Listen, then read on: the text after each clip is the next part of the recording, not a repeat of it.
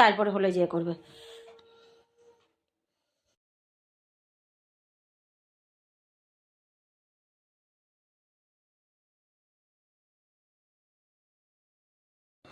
আমরা জয় জয় দিদি চলো চলো শাড়িটা বলবো না, হ্যাঁ এরকম করে বলবো, হাত নম করে, হাত নম এরকম করে বলবো, এই তো এরকম করে দেখো তারপর